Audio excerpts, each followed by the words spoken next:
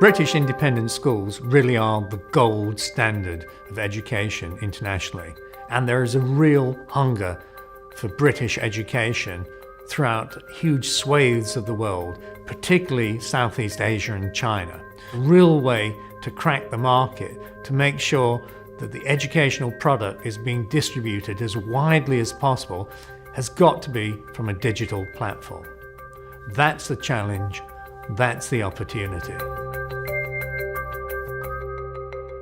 What the school's got to then do is decide what, in educational terms, it's going to be delivering. And each school will feel that it has something very special to offer. And the digital product needs to reflect that offer. The first question for them is what kind of partner they want to find.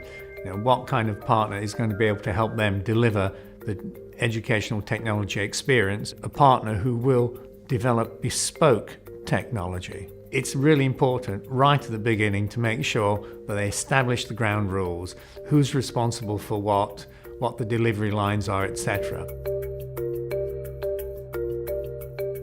The next step is that content's got to be interpreted and articulated on the digital platform. They're going to need to make sure they've got the right resources. And what Bird and Bird do in this first step is we sit down with our baseline consultancy and we ask some really important and searching questions. What are your strategic objectives? Once we know what we want to do and we find the right sort of partners, it's then a question of making sure that the legal relationship between the school, the software house, and the distributor works. One of the real challenges, and this is what schools tend to totally underestimate, is it can be the best product in the world, but unless you've got someone to sell it, it's not going to make any money for you. It's no good having a partner who takes exclusive rights to the whole of a country and then does absolutely nothing. So we need to make sure that on a chronological basis, we've got a quantitative and a qualitative set of KPIs, so that if they don't deliver, then an exit is possible. Through the baseline consultancy, we do a lot of work with schools, helping them understand how they can create that vertically integrated distribution network.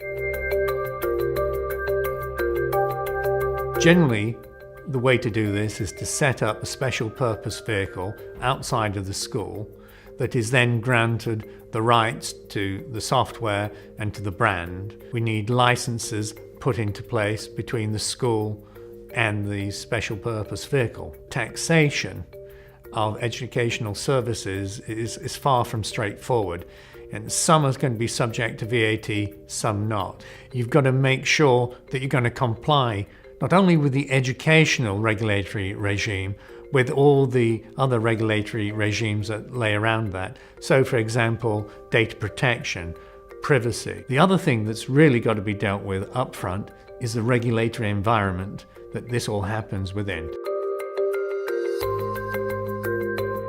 What the school will need to do is make sure that it's investing in terms of people, time and energy, if not money. These are products that are not static. These are things that are live. They need to be developed and redeveloped, invented and reinvented. And in order to do that, the school's going to have to make sure it's got a proper business plan that's focusing on the right issues. We currently act for over 50 British schools and a number in Australia, the US, the Middle East. It's a big international market, and it's a great opportunity for schools to take advantage of.